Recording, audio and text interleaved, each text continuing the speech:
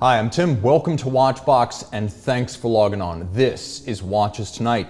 This evening we chat live, decide what are the best pieces from a decade of speed in the world of Omega, and I share your wrist shots right here tonight on Watches Tonight. A decade of speed coming up, but before that, in the short term, I've got a special offer for you. Want to get closer to the watches you see on this screen? You can make it happen with our luxury lunch giveaway.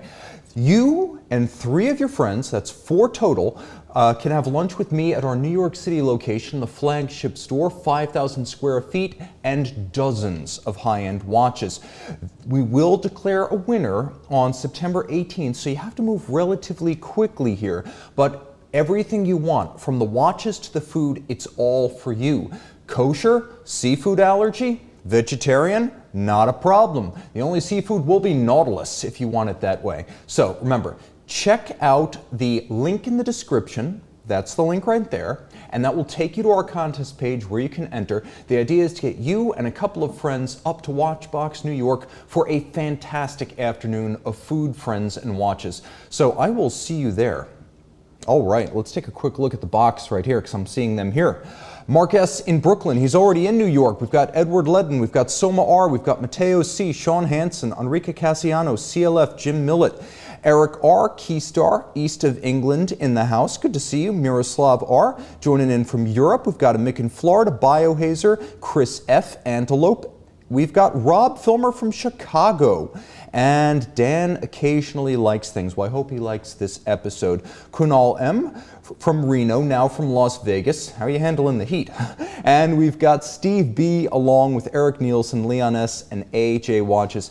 AJ says hi, I say hi. All right, let's jump into Instagram, where I'm Tim_Mosso, the short form videos where you'll find the best watches that I pull from our inventory on a near daily basis. The official after party to Watches Tonight, Tim_Mosso on Instagram. All right, a decade of speed, but first, viewer wrist shots, and we've got some great ones tonight. Sven H rocks a salmon dial, Gerard Perregaux Laureato Auto 42, behind the wheel of his Tesla. Simon H pegs the meter with his coruscating Lang und Heine Frederick III. And again on the case back, because when I get that shot, I've got to use both. Kai, Heidi, and Mike pull off a triple play with Rolex Breguet and Lange. Guys, send your wrist shots. We love our multi-shots as well. Mike P combines serious watch and serious dog with Audemars Piguet Royal Oak Offshore and Belgian Malinois Senna. Tarek H and friends go triple Moser on a sunny day in Lavender Fields. Oh, right, now I promised you a decade of speed. I'm picking the top 10 Omega Speedmasters from the last 10 years. Now, I will have sort of an undercard for some of these years, so they're going to be more than 10 Speedmasters, but I'm always going to let you know which is the headline watch for that year. Okay, the Omega Speedmaster Professional is one of perhaps half a dozen timepieces that transcend the watch hobby and become articles of the broader culture. Along with the Rolex Big 3, Swatch's Plastic Confections, and Casio's stalwart G-Shock, the Speedmaster is the kind of watch that even fashion-level observers of the watch space might recognize. There's also a million Speedmasters, which means unlike the Moonwatch, most of them are not well known to the broader public. As a watch enthusiast, I find that many of these back catalog and niche Speedmasters are the ones that are most interesting to me personally. Since 10 is a nice round number, that's how we're going to break down the last 10 years, going back to 2013 and the highlight Speedmaster from each one of those years of the last decade. Some are the most interesting, worthwhile, and certainly memorable, but I'm also going to highlight the ones that are weird and perhaps appealing to that offbeat guy who doesn't want what everyone else has. All right, Edward saying, let's see, we have a Serbian and a Bosnian at his summer job, and at least one of them in the box. Sheezy's joining in from Switzerland, where he's staying up late with us. We've got Stagecoach 420 and Caliber YQG. Good to see all my usual friends along with James W. So, 2013, it's obvious, guys. It's the Omega Speedmaster Moonwatch Dark Side of the Moon. This was a breakthrough. While the 44.25mm Speedmaster case was not new, it was new in ceramic.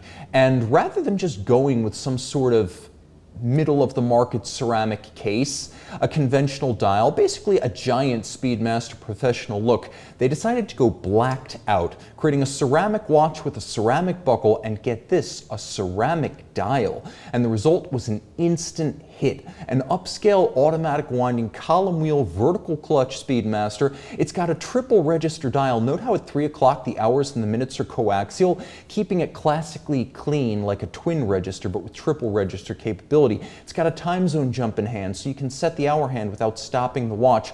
All of this is COSC certified chronometer with a tri-level coaxial, and the tri-level coaxial is the latest version. This is a watch that had it all going on, so much so that for the first time in ages, Omega had a regular production, non-limited watch that inspired wait lists at Omega authorized dealers. That's right. For about a year and a half, there was a waiting list for this Omega, like it's some kind of Rolex or something. It was a big deal, a big enough deal that it's still in the catalog today. Caliber 9300 is as accurate and sophisticated as it was back then, and what it lacks in thinness, it makes up in accuracy, toughness, and mechanical ingenuity. The legacy of George Daniels, a column wheel, a vertical clutch, a clever travel feature, all of that with twin barrels and a 60-hour power reserve, and it's a good-looking movement. While mechanically finished, it's nevertheless handsomely rendered.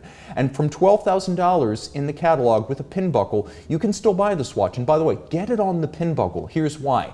When you get it on the deployant clasp, it's just like every other deployant clasp. When you get it on the pin buckle, not only does it cost less money, but you get a ceramic pin and buckle. This is where most brands will cut corners because they don't have the ability to make durable ceramic components that size.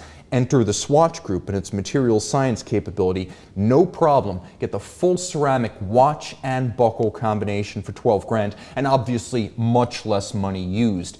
I will also say this, I recommend you avail yourself of Omega's factory straps. You can accessorize this any way you want if you get it from Omega, or just order the straps separately. You can really soup up the look and give the watch a supercharged aesthetic. There's a lot of energy right there between the contrasting stitch in the NATO, and the possibilities just getting the Omega versions are endless. This is a watch that responds well to aftermarket and accessory straps. Okay. Gray Side of the Moon, 2014. Maybe predictable, but this is an all-timer. In my opinion, this is the watch that realized the potential of the ceramic Speedmaster. The Dark Side is a little bit stark, blocky. It's not an all-the-time watch, not for everyone at least. Whereas this watch in gray ceramic is an absolute gem. There were big upgrades in the form of a wonderful grained solid platinum dial, replacing the ceramic of the Dark Side. The crown insert, as well as the full bezel, fully loomed. Mechanically, it's exactly the same as the Dark Side, and again, $12,000 is the starting point. Get it on the pin buckle, forget the deployant. Again, use Omega strap options to make it pop. This is a watch that really comes alive when you fit it with leather. It is a watch that responds well to classical straps, just like the Dark Side responds well to NATO technical straps and tactical looks. This is a huge deal because it is a super scratch-resistant watch. If, like me, you like the value of pre-owned, but you hate to have to guess whether a watch has been refinished, this is a great way to avoid that. Because with ceramic, it's either broken or it's not. Scratches on 99% of these things ever made don't happen. And if you're not the type to break the sapphire on your regular watch, you don't have to worry about fracturing any of these ceramic Speedmasters. It's a big deal to have a watch that looks as good 6, 7, 8 years into the ownership experience. And if you're buying it used, if you look at it and it looks fine, that means it is fine. No refinishing ever, and frankly, none required. That's part of what I love about this watch. Now, a quick subtext to the Gray Side story.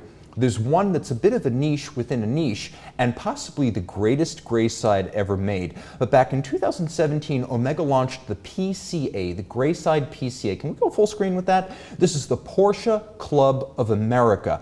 99-piece limited edition only for club members, priced $12,911. Get it? The dial is a unique media-blasted titanium, so not platinum like the standard Gray Side, but darker and more technical, still with a grained finish and individual numbering, plus lovely fly yellow accents. The PCA logo was on the case back. Okay, looking the part. This is one of the best watch car co-brandings, precisely because the car branding is on the back.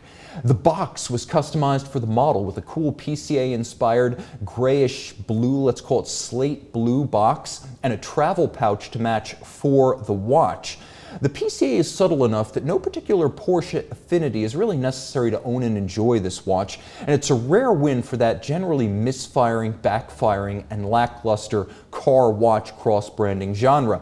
Check out my interview with Porsche collector and watch enthusiast Drew Koblitz from 2020 to see his thoughts on this watch, which he bought new and owns. All right. Let's take a look at the box. Who is in the box? Alexander Kipperman from Philly. We've got Elder Pinto. We've got Pete's Timepiece Safari. We've got Hans N saying, "Evening, Timothy." Good to see you. Evening, Hans. We have Adam Crossfire, one of our longtime friends. Thor, the god of thunder himself. Tim, do you think the classic Seamaster chronographs from the 60s will come back in a modern form? Regards from Norway. Thank you for staying up late in the north of Europe. Yes, I do. I think eventually every semi-worthwhile vintage Omega will make a comeback. And actually, one of the reasons I'm saying that is a watch we will note in just a moment. Teddy Morgan's in the box. We got Dealer Ignition saying, "Wear that Speedy on one hand and the Porsche design on the other." If you really want to impress, wear that Speedy on one hand and the Porsche design IWC on the other hand. Mike V is joining in from Glasgow, and we got Watch Out from Northern Virginia here in the US of A. All right, so I talked about minor resurrections from Speedmaster history. We're sticking with 2014. This is going to be a little bit of subtext to the gray side in the PCA, but the Speedmaster Mark II. Now, there were a lot of changes from the 1969 original here. 42 by 46 millimeters. It's actually fairly short across the wrist, but because it's a tonneau, it wears a bit big. There were a lot of changes from the 1969 original. While the look is fairly true to history, first, Omega offers a handy side-by-side so you can tell the difference, and right off the bat you're going to note that the new watch has a date. The new watch is also automatic winding, has a sapphire crystal, and happily also features 100-meter water resistance, which on a full bracelet sports watch in this day and age feels almost obligatory.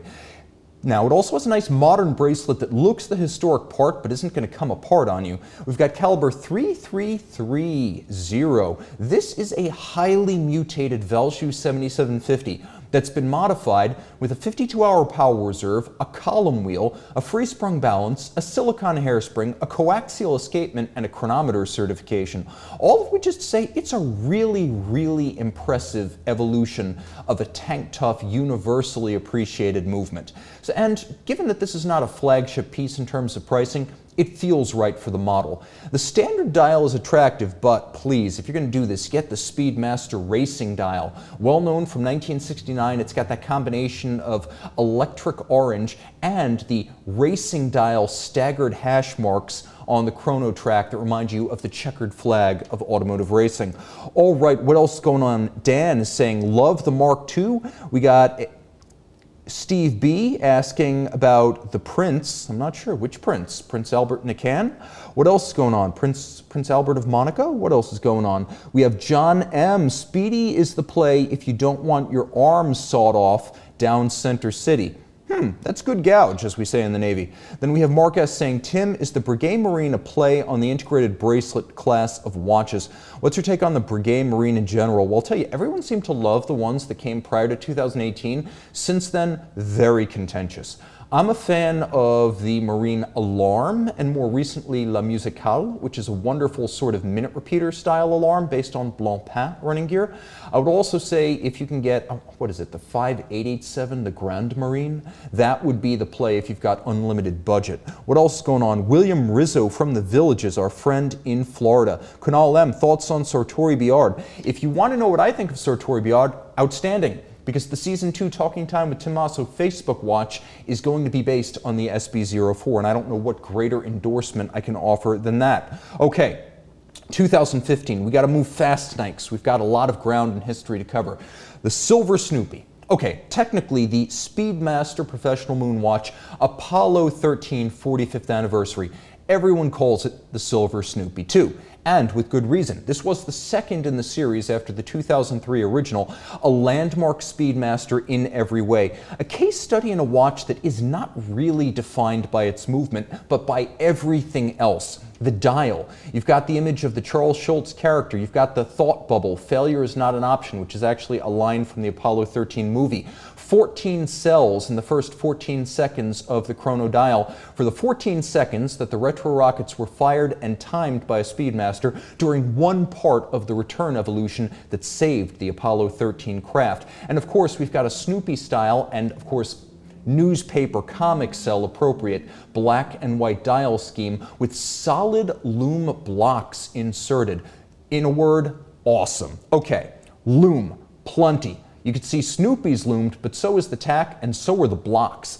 We have a case back that is just stunning. A freehand engraved sterling silver Snoopy medallion, and that design is the one that Charles Schulz created for NASA as an award given out by the astronauts to NASA employees and suppliers of distinction. Plus, he sits on a fired aventurine glass base.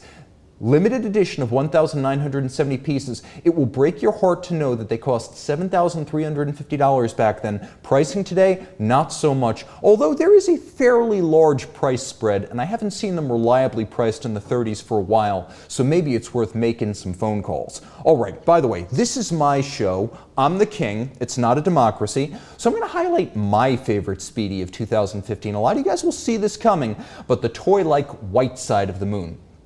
This is a hugely polarizing watch that may as well be nicknamed the Speedmaster Bleach Side because it does look like it's been bleached out. I get snow blindness just looking at it. But I also love this watch. Like Devon Treads and HYTs, the white side is one of those watches where I find myself going it alone without many of my fellow travelers. And while you may not feel that way about this watch, I know every single one of you feels this way about some watch. A watch you love while acknowledging most people don't, but you love it enough that you're willing to take the road less traveled and admire it in isolation. All right, viewer Wristshots number 2. I asked you answered. Jacobo leads off, celebrating watchmaker Dan Reuter's birthday with the DR02 and a Field of Dreams. Happy birthday, Dan. And by the way, it was last Friday. For those of you who are keeping score, check out Dan Reuter and his DR02, now with engraved dials. He's one of the most promising young watchmakers in America. Chris P sports his Rolex sub with sports at the Canadian Tennis Open in Montreal. Warren P and his IWC Pilot's Watch chronograph fly over Melbourne, Florida. And by the way, thank you for choosing my video 8 years ago when you bought this watch. I'm glad I played a small role in helping you choose a fantastic and enduring model. JCS impresses with a rare 1976 Breitling Navitimer quartz in full functional condition. Never let anyone tell you that luxury quartz is just another piece of disposable electronics. Rick R, our good friend in the Midwest, and a veteran of our Collector Conversation series, shares his Omega CK859 on the Bay of Green Bay. Send your shots to Monday Mailbag at thewatchbox.com to see your wrist on this list. Okay, who's in the box here? We've got Jim Millett saying, always love a bluesy. BNS saying, been following, and I appreciate that. Adam Crossfire saying, polarizing watch, why not just call it the Speedmaster Polar? Because Rolex already occupied that glacier. What else is going on? We've got Jeremy McBee from Bordentown, New Jersey, a local boy in the tri-state area, and Miroslav saying that Breitling is on fire, and I gotta reciprocate. Yes, it is. It absolutely is. All right, you realized by this point that I'm not limiting myself to one Speedy per year, but I'm trying to stay reasonably close while balancing personal favorites against true big picture milestone models. That explains why obscurities like the white side make the list that also includes the White, but I'm getting ahead of myself. First, let's turn back the watch, not the clock, to 2016 and my first Baselworld. CK2998, 2016. Okay, the 2012 first Omega in space brought back the CK2998, but frankly, it was kind of boring, at least to me. Cue the much more exciting 2016 model. I'm not a purist, so I love the colors. And the invention and the deliberate effort to avoid adding the industry's pile of vintage reeditions. We have too many of those. This is wacky and odd. Almost a Blue Panda Omega Paul Newman type of thing. Lollipop Chrono second, squared off case, alpha hands, the total package. 39.7 millimeters, Moonwatch power, sapphire crystal, ceramic tack, and a watch that feels like a lot of fun while providing an option for smaller wrists if you want a Speedmaster, but you can't quite wear the full boat 42 millimeter Moonwatch, especially on solid end link bracelets. This is a great way to go and not have the speedy that everyone else has in the process. Now, CK2915, 2017. This was the year of re-editions at Omega. This is a 38.6 millimeter steel throwback that was a recreation of the original 1959 Omega Speedmaster, which in its day was conceived more for motorsports than aerospace. It was, now we're talking about the 2017 model. It was Moonwatch powered and part of the trilogy of 1957 based re-editions that also included the Railmaster and the Seamaster. Now each of these was made in 3,557 pieces, but 557 of each model were sold as matched sets with identical serial numbers. So if you're a collector, that's the version to get. This is as close as we've ever seen to a reissue of the 1957 model that didn't cost over $80,000 and come exclusively in white gold. I'm actually wondering whether we're still waiting for the other shoe to drop. Like I said, we do have a Canopus white gold 38.6 millimeter CK2915 with a 321 movement in the catalog right now. The problem is it costs most of $100 grand. There's a Speedmaster 70th anniversary coming up in, well, at this point, less than 4 years. And combining the 2017 CK2915 you see right there with the 2019 caliber 321 revival would really come as close as possible to a literal revival of the 1957 watch. Keep that in the back of your mind. Mason 1 joining in late, better late than never. I appreciate that. We got Peter C saying, hi Tim, that white dial Panda Speedy is nice, and I got to agree. If you want a different take on the CK2998, get the Pulsometer from 2018. That's got a more classic motorsports look to it with red, white, and black. And we've got Fries with Mayo saying, no NASA Speedy 861 on the wrist. And a question from Mark, Tim, what happened to your knuckles? The answer is bicycle tools. What else is going on? Well, 2018, that's what's going on. And the Apollo 8. Okay, this watch was just edgy and guaranteed to either bomb or catch fire. It was going to be explosive one way or the other. Skeleton-style dials are famously controversial on dress watches, never mind sports watches. And honestly, I was taken aback when I first saw its open dial with lunar landscape, racing seconds track, yellow jacket colorway, and the jumbo 44.25 millimeter ceramic case.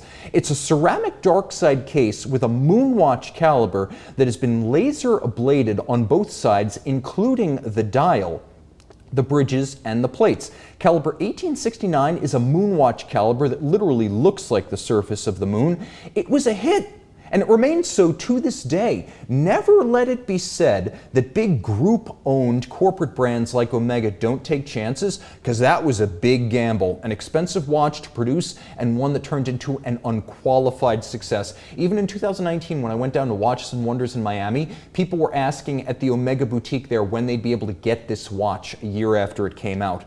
So, if you think that watch was difficult to obtain, here's a watch that's going to be hard to find in the future because it was rare and remains so. The 2018 blue side of the moon Aventurine dial. Now, this watch is stacked. Blue ceramic case, Aventurine glass Grand Faux dial, rose gold dial furniture, solid gold moon phase disc, master chronometer. This thing has it all. An unstoppable $15,000 Speedmaster exotic. Well, maybe one thing could stop it. Omega admitted to a 17.1 millimeter thick case, and I measured its towering majesty at 17.4 millimeters on the wrist of yours truly. Still, if you have the wrist, this is destined to be one of the rarest modern Speedmasters, and Omega indicates on its website that production has either halted or been discontinued entirely. When you consider the size, the low production, the price, and the relatively short production run, because let's face it, a lot of these Omega watches run forever, the Dark Side's still in production. This is going to be looked back at as one of the most collectible, exclusive, and scarce Speedmasters of the 2010s, and maybe all decades of Speedmasters, because if you remember how rare the Speedmaster Professional Moonwatch Moonphase Aventurine dial was, this was even more exclusive, shorter lived, and more polarizing. I think that's one to own for the future if you have the wrist for it. Okay. Apollo 11 50th Anniversary Series 2019, the vanguard of a new generation of Moonwatch. This became the template for the watch that came out the next year, serializing the new movement, the new case, the new bracelet. But first, we need to talk about this watch here. With a combination of steel and a new pale yellow gold called Moonshine Gold, it marked the debut of the caliber 3861, which was full of famous firsts. First master chronometer Speedy Professional, first coaxial Speedmaster Professional, first Moonwatch caliber with greater than 15,000 Gauss anti-magnetism, first Moonwatch caliber with hacking seconds, first free-sprung Moonwatch caliber, and yet still distantly Lamagna based for the purists. 6,969 pieces. This one featured Neil's famous footprint on the lunar surface right there. Again, laser ablation. We saw it on the Apollo 8. It's used again here to create the most photorealistic representation of history's most famous foot. And note the good taste by Omega. With all the marketing mumble banished the case back. You can see it says Master Chronometer, Coaxial, Caliber 3861, 50th Anniversary, Naiad Case, Limited Edition. Leaving the dial mercifully uncluttered. Also, I have to note how great Omega's optional straps look. Look at that strap. That should be the only way you wear this watch. The vintage-inspired flat link bracelet also looks the part. And by the way, because we're not talking about solid end links here, it's just lug to lug. 47.5 millimeters, one of the most wearable full bracelet moon watches in years. Everything here that looks like gold is, including the hands, the indices, and this representation of buzz descending from the lunar lander. That is a solid disc of gold that's been blackened and then ablated, and it looks fantastic. They didn't make this terribly scarce, but every once in a while you see a high edition number Omega that is destined to be collectible no matter how many they make. And the 50th anniversary Apollo 11 is one of those watches. Peter K saying, what a gorgeous Omega Speedmaster. I would choose an Ed White if it were up to me. I need some 321 magic, he notes. David saying, thank you for doing the stream, Tim. And you're welcome. This is my job. It's also my passion and my life, but it is technically my job. I am getting paid right now. And then we have Whole Milk asking, Tim, do you believe we actually went to the moon? Yes, among many other things that you may find controversial. All right, viewer wrist shots number 3. Vince and Peter combine weddings and watches, their groomsmen, for a friend at his big day. We have Eric O capturing a sunny shot of his wife's Tudor Black Bay during lunch in Napa, California. Dan V of Milwaukee shoots his Seiko Golden Tuna on a fair day at the State Fair. And we have Darren S who shares a spectacular and rare 1966 Hunter dial Seiko Braille wristwatch. It is a tactile watch. We've seen these from the pocket watch era, but they are scarce in the wristwatch era. Stephen E highlights his Breitling Navitimer B0143, which he bought from the Watchbox, and I thank him for trusting our company. Send your wrist shots to Monday Mailbag at thewatchbox.com to see your pieces on these pixels. A decade of speed, now we're approaching the checkered flag. The last 3.5 years of Speedmasters have been the most dramatic yet. From column wheel revivals to Speedmasters priced like substantial houses, it seems like each year brings an earthquake. And the first seismic shock came in 2020 with the Silver Snoopy, and I gotta be honest, the Silver Snoopy right here is the Snoopy 3, unofficially. The original Silver Snoopy limited edition came out in 2003, and it's basically forgotten. It's only collected today because it allows you to complete the trilogy. It was an utterly uninteresting watch. But it was the impact of the second one in 2015 and its lasting relevance as a scarce collector's piece that made a follow-up in the short term inevitable, and so we got it just 5 years later. On paper, the Silver Snoopy 3 is another 42mm moon watch, but in fact it's much more. The dial, which is a lovely panda blue, is made of sterling silver. It is a solid disc of silver like a collectible coin, and it features that Charles Schulz illustration of Snoopy. Now remember, this is the Apollo 13 50th anniversary, so we're still referencing the greatest save in NASA history here, but Snoopy has definitely taken pride of place. And on the case back, you could see that while it is internally the caliber 3861, it's been modified so that the command module in which you see Snoopy, by the way, hunting the Red Baron, if I get the scarf and the goggles right, that little command module orbits the dial. It disappears behind the moon and then it comes back. At the same time, the Earth, which is attached to the constant seconds pinion, spins on a full-time basis. Even the strap was special. I don't know how well you can see this, but it actually shows the course of the lunar module from Earth around the moon and back to save the 3 astronauts on board. And this is a limited watch. The window of its production will be limited. We don't know how limited, but if you've got an order in, keep it in. $10,600 in the dealer's case if you buy it new seems very reasonable, but let's see what Chrono24 is asking. That's a hell of an upcharge. Now, we're not quite at Snoopy 2 levels, but when you're talking more than a 100% premium, that is an in-demand watch. Still, that's the one for all the money. All right, so which do we like, Silver Snoopy 2 or the Silver Snoopy 3? You guys let me know. I'll read it out as you tell us. Do you prefer the Snoopy 2, which was the really innovative piece, or maybe the more colorful, fun-loving Snoopy 3? Ed White, 2020. I normally hate vintage reeditions, but this is the re-ed, and it's in a different class. Collectors waited 52 years for this watch from the discontinuation of the Speedmaster caliber 321s. We always knew it would come someday, but entire generations of watch collector came and went in a half century between the time we started waiting and the time this happened. A watch in the mode of a vintage 105003 and built around the caliber 321. This is a watch that pays tribute to the American astronaut Ed White. Check out my collector's guide to this watch if you want to know more. But in 1965, he completed America's first spacewalk with this watch on his wrist. And it's one of the few Speedmasters that I can, in good faith, compare to the Rolex Daytona, because in the past, we've always wanted to compare the Daytona to the Moonwatch, because you're talking 2 famous steel chronographs from 2 famous brands that are rivals. But at the end of the day, the Daytona costs $15,100 and a standard full bracelet solid caseback Moonwatch is $7,000. You can't really compare them before we even talk about the manual winding. But now that the Ed costs $15,400 and it has similar wait list properties to the Rolex, we can actually compare these things, because if you're cross-shopping, waiting time, size on the wrist, and budget are going to be very comparable. This is a lot smaller than the Moonwatch. It's a 39.7, which means it wears just about the same as the Rolex. Between pricing, the weight, the fit, and the feel, these are now direct rivals in the market, or at the very least, in our hearts. What else is going on?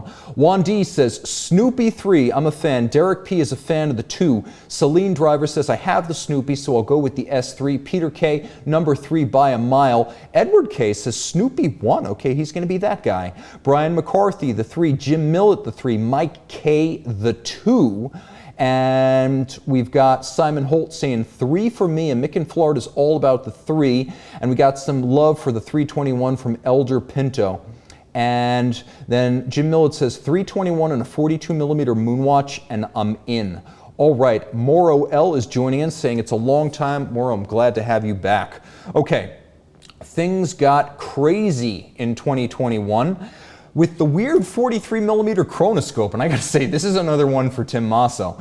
And frankly, it's probably my favorite Speedmaster launch in years, maybe since the Whiteside. First, it's a manual wind speedy to trim the fat, and it delivers, as this one's only 13.2mm, and I verified that with my calipers.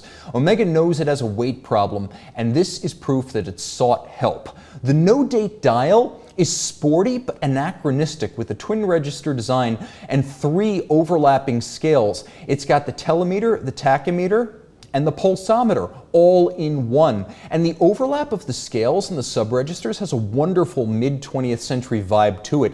And check out, by the way, let's stay with this for a second, the new bronze gold that Omega used. 37.5% gold with bronze elements and secondaries that include palladium, silver, and much, much more. It's more scratch resistant than gold, and it's richer and more complex than bronze. It is a total exclusive for Omega, and I am on board.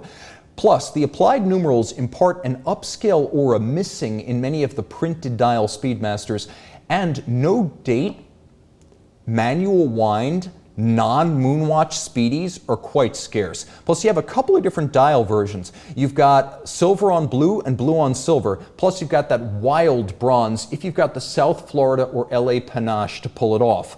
Okay, did I say things were crazy in 2021? Things went nuts in 2022. I was in Omega and I was near Omega in Switzerland, and we were all marveling over the 50mm Rolex diver last fall when a much more interesting watch arrived in the form of the Speedmaster Chrono Chime. The end of the world Speedmaster arrived towards the end of the year around Halloween, and that is where we stand in the post-Basel world. Anything can happen at any time. Solid gold case with fired aventurine glass dial, real reductive guilloche subdials in gold, and alpha hands like a 1950s vintage Speedy, plus lume, rose gold, caliber 1932, 18 karat bridges and plates, hand finished all the way through. Take that, FP Journe. Want more? It's a split seconds chronograph that chimes the time based on the stopwatch. Think minute repeater sound and you've got the idea. The new movement is column wheel, 10 beats per second, coaxial, still a master chronometer, which means you can beat on it and expose it to magnets. The strikers are on the dial side and black polished and beveled, so you won't miss the action even when it's on the wrist. Chimes the minutes, tens of seconds, and seconds. Needless to say, this is built entirely by hand and finished by hand, no machines involved. It's a monster at 45mm, but honestly, I can't imagine packing all of this with its 6 years of development and multiple functions into a smaller case. And at $513,000, yes, $513,000. We're not comparing this to any Rolex, because no Rolex compares. Patek, Richard Mille, Grubel Forsey, maybe the Renault Papi Audemars Piguet models, or even De Bethune. Oh yeah, those are your comparables. That's more like it. See what you guys are saying in the box. Mick in Florida is a fan of the Snoopy 3. Miroslav saying if I ever get a Speedy, it's going to be the Ed White. And we have Mr. Paradigm 1981 saying I need to put the old sunglasses on the back shelf for posterity. They're in the museum in my office, but I'll bring them back. Just for the fans, as they say, just for the fans. What else is going on? Luke Watson. Can you trigger the chime with the chrono still running? No, it has to stop. We have Adam Crossfire, chrono chime or DeVille Central Tourbillon? DeVille Central Tourbillon. Easy for me, easy for me. All in white gold, that would be my choice. What else is going on? Well, this year brings us to the present with the Speedmaster Super Racing. Now, the year's not done, and Omega could still surprise us in a big way, and may yet. But here's your provisional pole position for Speedmaster of 23. It's weird, automotive-inspired honeycomb dial with racing track, striped seconds hand, and unique date font might be the highlight. This is the true successor to 2013's greater than 15,000 Gauss, and the color scheme heavily hints at that. I love the Super Racing script down at 6 o'clock in the Speedmaster font, but I adore the cool serifi slant font that is also used on the date wheel, matching the name of the watch and the Speedmaster. That is super cool. So I'm not sold on the new Spirate hairspring, which is a modification on the SI14 Omega's been using since at least 2011, or the micrometric regulator that comes with it. Maybe this makes it easier to achieve the best rate? But the old caliber 9900, even the 9300 before that, can match Omega's current claim of -0 plus 2 seconds a day for the SPY rate system. So I think every 9300 and later has the same potential accuracy. I just think that if there's a benefit to this, it's not an absolute one. It's just the simplicity of adjustment and how quickly and easily an Omega watchmaker can get there in a mass production setting. So that's my opinion on this. Unproven until it does something I haven't seen one of these movements do before.